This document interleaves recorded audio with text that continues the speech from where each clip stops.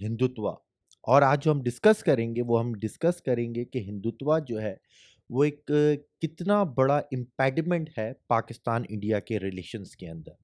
इसके क्या इम्पैक्ट्स हैं और ये कितना बड़ा बॉटलनेक है जो हमारे रिलेशंस को, दो नेबरिंग कंट्रीज के रिलेशंस को इम्प्रूव होने से रोक रहा है।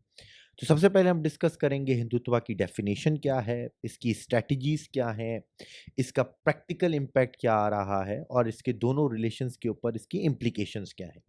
तो आइए सबसे पहले बात करते हैं हिंदुत्व की डेफिनेशन के ऊपर। अगर हम हिंदुत्व की बात करें तो इसको बहुत से लोगों ने डिफाइन किया है। ख़ास तौर पे अगर हम देखें तो हमें सबसे पहले नाम नज़र आता है सरवाकर का। ख़ास तौर पे इनकी जो बुक है एसेंशियल्स ऑफ हिंदुत्व के ऊपर। फिर हमें गुलवाकर का नाम नज़र आता है, ख़ास तौर पे जो है वो इनकी बुक जो है वो बंच ऑफ थॉट्स में। लेकिन रिसेंटली अगर हम कंटेम्प्रेरी एरा में देखें तो इसको सबसे बेहतर जो डिफ़ाइन किया है वो डिफ़ाइन किया है शशि थरूर ने अपनी बुक में, जिसका नाम है व्हाई एम आई हिंदू। शशि थरूर कहते हैं कि हिंदुत्व जो है वो एक पॉलिटिकल प्रोजेक्ट है जिसके 3 से 4 इंपॉर्टेंट पॉइंट हैं। सबसे पहले it is a political project, secondly it is based on Hindu nationalism and third factor है इसका मेजॉरिटी सेपरेटिज्म।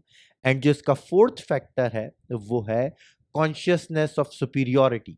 अगर हम कोट पढ़ें एग्जैक्ट उन्होंने अपनी बुक में क्या लिखा है तो वो कहते हैं कि Hindutva is a political project revolves around the idea that those who follow the Hindu religion are a distinct people. They have their own culture, history, heroes.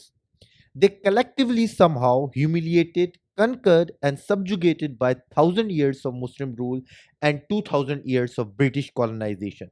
Now it is the time to reassert themselves. It is the project to advance the political agenda of those who believe this ideology by trying to create a consciousness of separation among self-defined Hindus.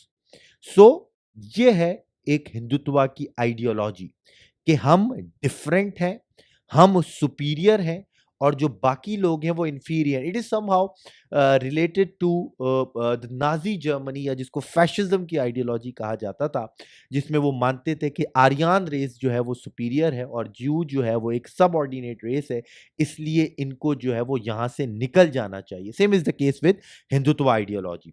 अब थोड़ा सा इसकी strategies के ऊपर बात कर लेते हैं। अगर हम स्ट्रेटजी के ऊपर बात करें तो हिंदुत्व की जो स्ट्रेटजी है वो बेस करती है वायलेंस के ऊपर, हैट्रेड के ऊपर, टेररिज्म के ऊपर, undermining democracy and freedom of expression के ऊपर, प्रोपेगेंडा के ऊपर, usage of rape as an instrument to achieve political objectives, brinkmanship के ऊपर, कोर्सिव सिग्नलिंग के ऊपर and use of military power to force projection. अब अगर हम कुछ इसके चैलेंजेस की बात करें कि किस तरह ये चैलेंज क्रिएट कर रहा है रीजन के अंदर, इवन इंडिया के अंदर, तो हमें नजर आता है सबसे पहले जी persecution of minorities, particularly the Indian Muslims. लेकिन इसके अलावा भी वहाँ पे जो दलित हैं या क्रिश्चियंस हैं या ज्यूज हैं उनके ऊपर भी परसिक्यूशन हो रही है। इसकी हमें कुछ एग्जाम्पल नज़र आ रही हैं। ख़ास तौर पे सिटीजनशिप अमेंडमेंट एक्ट है, नेशनल रजिस्ट्रेशन ऑफ सिटीजनशिप जैसे एक्ट हैं। इसके अलावा कोविड के दौरान जब कोविड को जो है वो मुस्लिम में ख़ास तौर पे तबलीगी जमात के साथ ब्रैकेट कर दिया गया, it is a clear cut example of persecution of minorities. इसके अलावा अगर हम चलें तो हमें जो है वो नज़र आता है यहाँ पर the rise of Islamophobia in India. Again मैं इसकी बात कर चुका हूँ।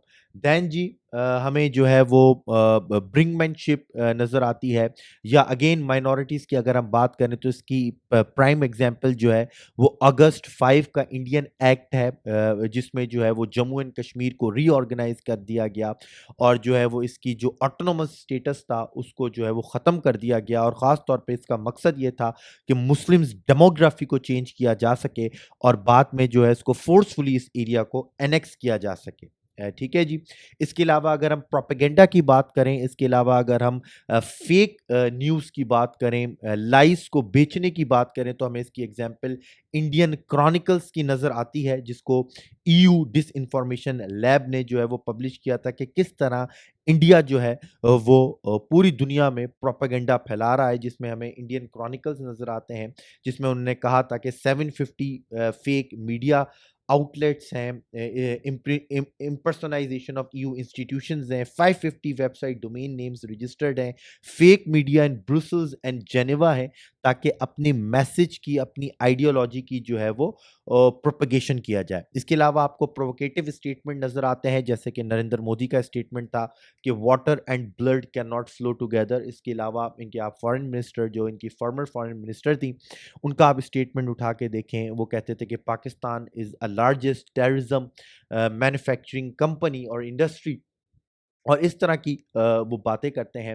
आप राजनाथ सिंह के स्टेटमेंट उठा के देख लें, बलूचिस्तान के हवाले से, पाकिस्तान के हवाले से, तो आपको क्लियर कट जो है वो वहाँ पर एक ब्रिंकमैनशिप जो है वो नज़र आएगी। फिर इसके अलावा जैसे कि मैंने बात की थी वार मॉन्गरिंग की, आपको वार मॉन्गरिंग नज़र आएगी, चाहे वो फ़रवरी 2020 का 2019 का एक्ट हो, जिसमें जो है वो सर्जिकल स्ट्राइक्स की गई पाकिस्तान के ऊपर, एक्सीडेंटल मिसाइल फायरिंग हो, न्यू इक्विपमेंट का जो है वो रीजन के अंदर जो है वो इंट्रोड्यूस कराना हो, चाहे वो अग्नि 5 है, चाहे जो है वो S-400 जो anti ballistic missile defence system है, चाहे वो राफेल फाइटर जेट्स हैं, वो आपको नज़र आता है। इंडिया का आर्मी हॉट परसू वो म्यांमार में हो, ठीक है जी। फिर चाइना बॉर्डर स्क्रिमिशेस आपको नज़र आएंगी 2020 में या 2022 में। Again it is the act of brinkmanship.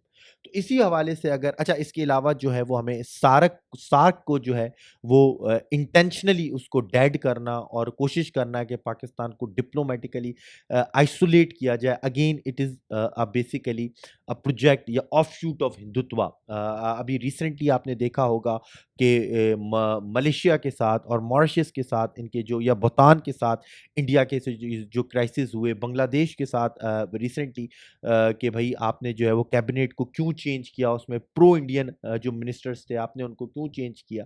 तो क्लियरली एग्जाम्पल नज़र आता है कि इंडिया, इसकी जो हिंदुत्व की आइडियोलॉजी है, it is trying to dominate the regional countries, और यही आइडियोलॉजी इनके डोमेस्टिक पॉलिसी में भी नज़र आती है, इनकी फॉरेन पॉलिसी में भी नज़र आती है, इनकी नेशनल पॉलिसी में भी नज़र आती है।